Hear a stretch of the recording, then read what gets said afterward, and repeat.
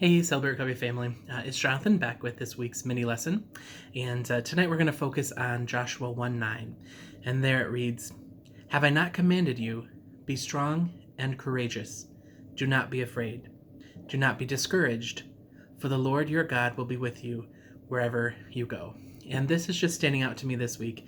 There's a lot of reasons for us to remind ourselves to not be afraid during a time like this. But the piece that I'm really focused on tonight is do not be discouraged, right? And I feel like, that it may be something that I need to look at differently because I do get discouraged, especially right now. I get discouraged by, just the feeling of helplessness, the lack of control that I feel with this kind of situation. And that discouragement can actually be frustrating because I don't understand why I feel that way, right? Because in my head, I understand that I'm blessed and I have so much to be grateful for, and I have not as of yet had any symptoms from the COVID situation to stress about. The people, my closest friends and family, and so forth, have not been directly affected as of yet, and there are people that's not their reality. There are people that are suffering loss and suffering just illness, and they I feel like they have a reason to feel discouraged. So why would I feel that discouragement? And in addition to that, I haven't lost my job. My wife and I are both still employed, and our financial situation is not stretched the way that some people's are, and so it just feels like I don't have a really good reason to feel discouraged. So I have to look realistically at the situation, and not necessarily compare myself to everybody else and what they may be or may not be kind of facing. And so I realized that this is difficult because there was a loss. I experienced a loss. I experienced a loss of the life that I used to lead, and the routine that I had, the connections that I was able to make on a daily basis, and those things are gone. And I didn't have any say in that, and so that's discouraging. And I also, it's hard because I have no idea when it will end, right? I, like everyone else, I want to know what am I facing, and I want to be able to pace myself and say, be able to look at it and say, okay, I can do this because it'll be over in X amount of time. And the fact is, still no idea,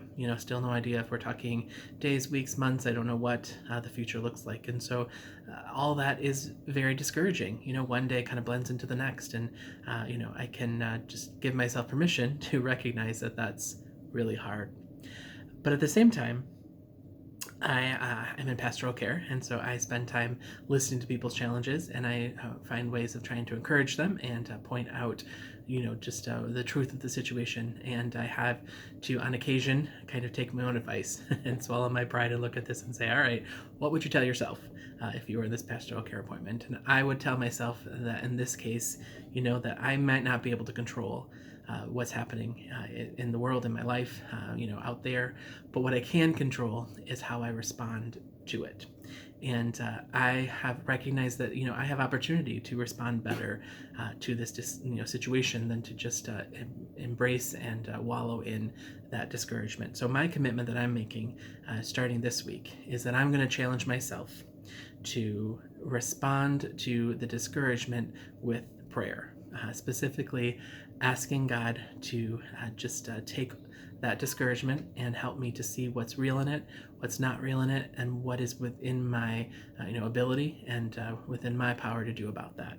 And just to ask Him to replace that discouragement with courage and with motivation to do the right thing in that kind of a moment. And whether that right thing is about just taking a moment and thanking Him for the blessings that I do have and showing that gratitude.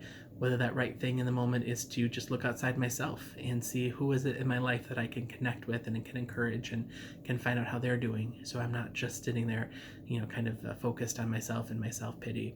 And maybe it's about just spending more time with Him, in that prayer, resting in Him and in His peace, and maybe, playing some worship music or reading my Bible or something that I just need to fuel myself to be prepared to face the next step without all that discouragement. So I'm going to trust Him with it by just that sense of being proactive. So that's my commitment to myself, that as I feel the sense of discouragement, I'm going to push myself to pray.